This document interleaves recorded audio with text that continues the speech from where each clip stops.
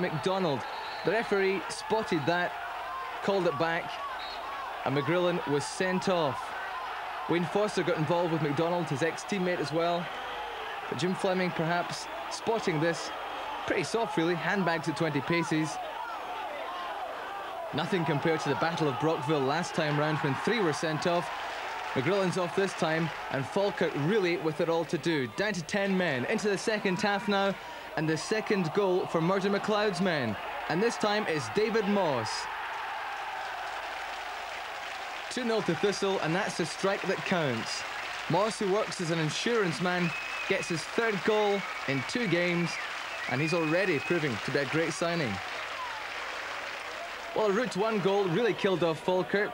Charlie Adams picked up there in the long clearance by Gerard Sterling, and Adams goes all the way himself, and he finishes well. Past Craig Nelson, 3-0 Thistle. And that's Adams' 2nd strike of the game, his 3rd of the season, and he ensures that Murdo McLeod's men get 3 wins on the trot. Thistle rising again.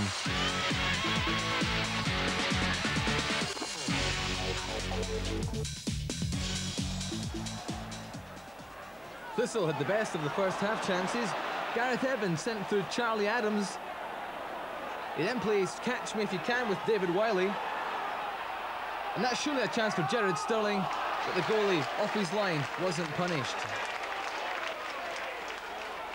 Well, he comes off his line again here now for some more wacky races with Charlie Adams. Adams gets past him. Surely he must punish the goalkeeper this time. But no, the chance is gone. And that's a bad one for Thistle. Murdo McLeod needs better finishing than that. Well, the sad truth is that both goalkeepers could have popped out and nipped down the Garscube Road to do their Christmas shopping in Glasgow city centre during this one, because they had almost nothing to deal with. At least on this occasion, Steve Maskery gets it on target. But it ended 0-0, and by all accounts, that scoreline flattered the game.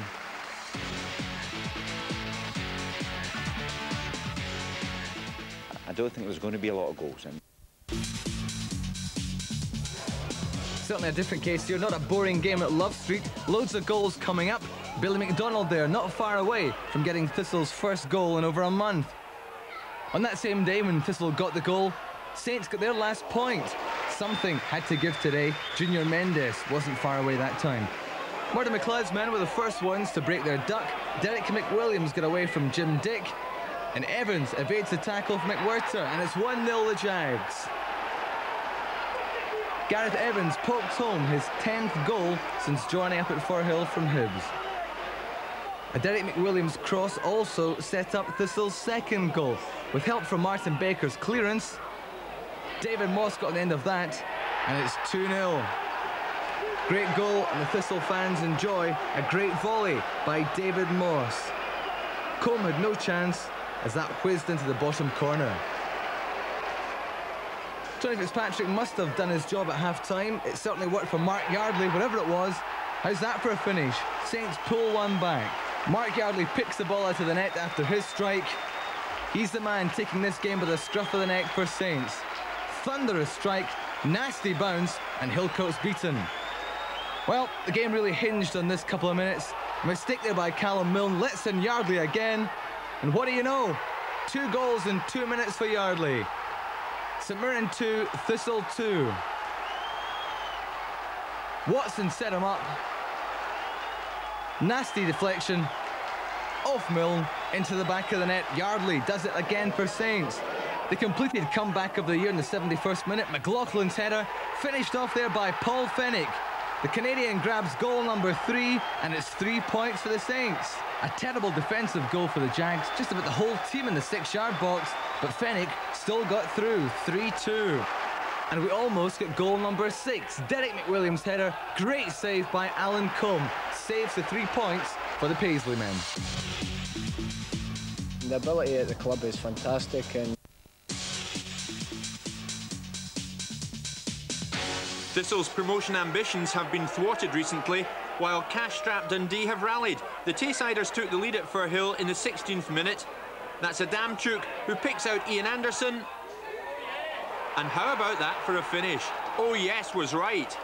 The 19-year-old evading Milne's challenge to float a beautiful opener past Hillcoat.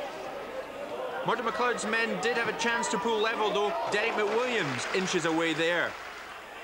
Into the second half, teenager Anderson could have grabbed his second after this lung-bursting run, which saw him cover half of the field. Some power in the shot. Then Lee Power, Dens Park's new signing, and he can pack a drive too. Thistle came right back into this match though. Jim Duffy's men struggled to clear their lines, and that contributed to Derek McWilliams' shot cannoning off Robbie Rayside's arm. You feel sorry for the Dundee defender. He couldn't really get out the road of that. Jared Sterling knocked in the penalty kick. One each. And Thistle kept at it now. Gareth Evans with the header. A good save from Billy Thompson. And then Thistle went ahead. Evans again, this time at the far post. And it's home. 2-1 Thistle. The fight back was complete. Thompson had no chance of keeping that one out. Or was the fight back complete? Paul Tosh had other ideas. 2-2, Hillcoat didn't see it, and Dundee had fought back to level it. A great strike, and that's how it finished. Yeah, share of the points there at Firhill, but not a bad game, I suppose. OK, let's take a look now at the rest of tomorrow's fixtures in the Bell's Scottish Leagues. That's how the First Division looks right now. St Johnstone on 44 points. What a season they're having. What a dismal season East Fife are having. Tomorrow's fixtures, Partick Thistle play Airdrie.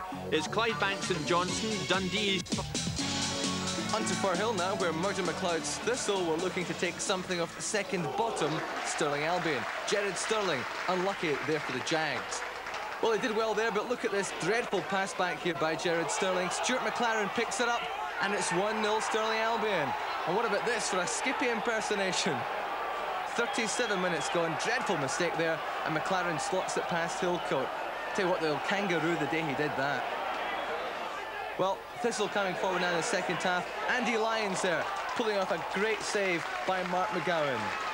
Well, Thistle desperate to get something from this game, and they got it when Steve Maskery was fouled by Neil Bennett. Penalty kick, George Clyde gives it. And Jared Sterling made amends for that fluff in the first half. And it finished.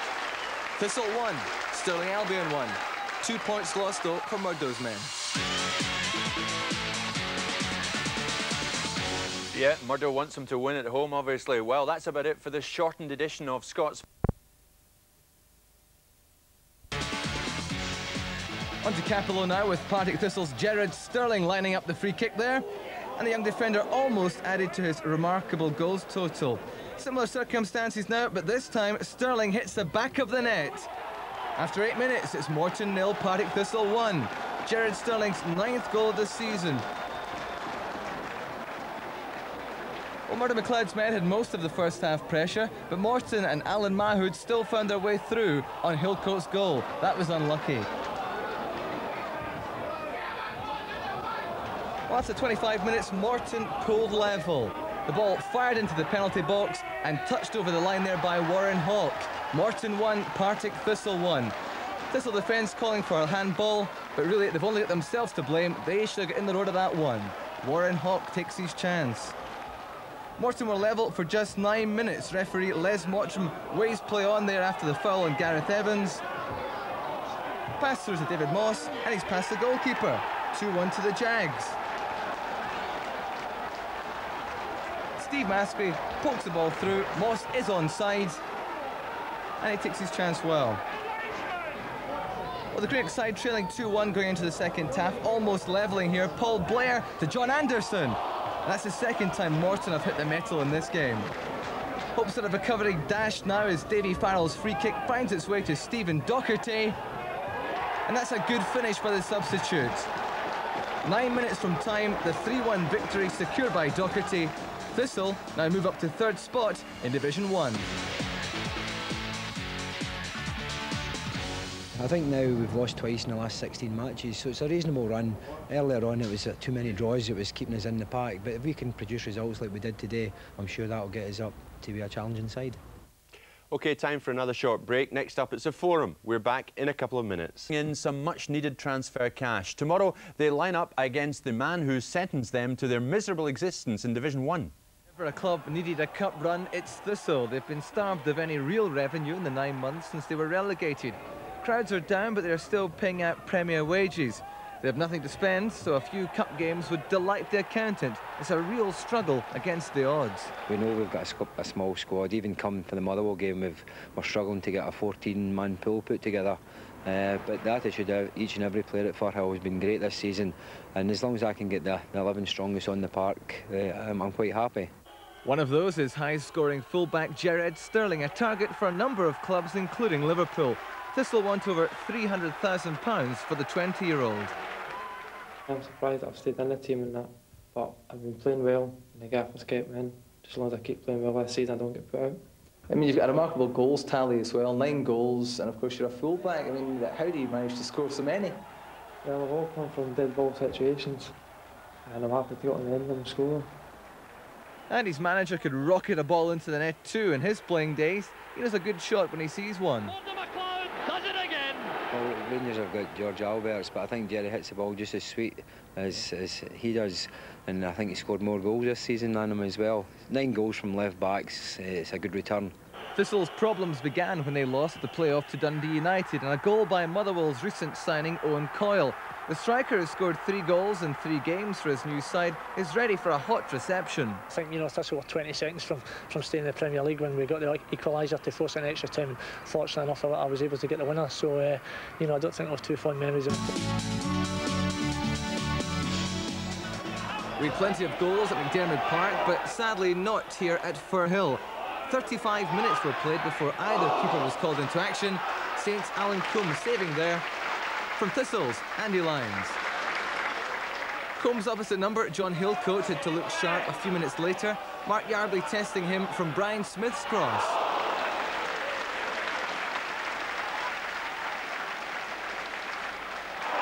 So goalless at half-time, and chances were also few and far between in the second 45. Derek McWilliams had one of the opportunities to break the deadlock. That wasn't far away. The best chance of the match fell to Thistle's young striker, Charlie Adams. Farrell's free kick knocked on by Moss, and Charlie should stick to the modelling. That wasn't pretty. Well, Thistle had a great chance to take all 3 points in the dying seconds. Farrell again a supplier. This time it was David Moss. That's a shocking miss. Thistle should have won it with that one. Instead, it's their 11th draw of the season. So, St Johnstone's lead at the top of Division 1 is cut to 13 points after that draw against Airdrie. Dundee remain in the playoff spot, 3 points ahead of Thistle. Airdrie and St Mirren are still in a position to challenge for that second spot. Proved to be a handy day for assistant referees. David Farrell's hopeful ball into the box, controlled somewhat illegally by Bairns defender Andy Gray. The decision once again after consultation, a penalty to Thistle. Harsh or otherwise, Jared Sterling making no mistake from the spot. 1-0 to the Jags.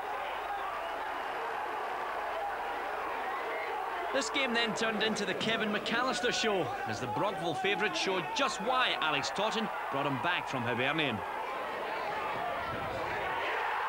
John Hillcoat unsighted on McAllister's curling shot. The wee man well pleased with the equaliser, ideally placed into the bottom corner. Unfortunately for Murdo MacLeod's side, the man they call Crunchy wasn't finished just yet, and his second strike brilliantly dispatched and quickly followed by a Robbie Fowler impression into the back of the net. A win for the home side, but is the promotion drive too late in the day? It finished 2-1 Falkirk.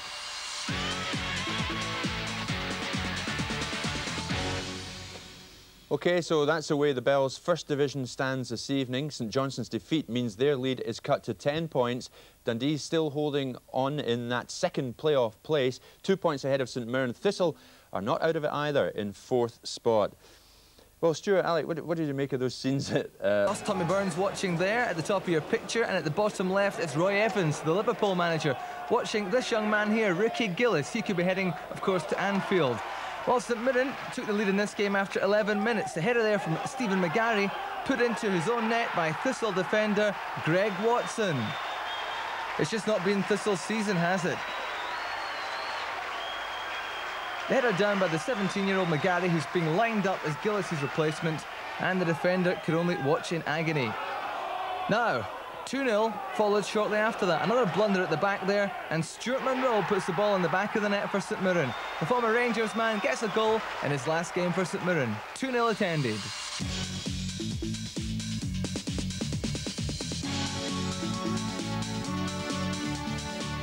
Here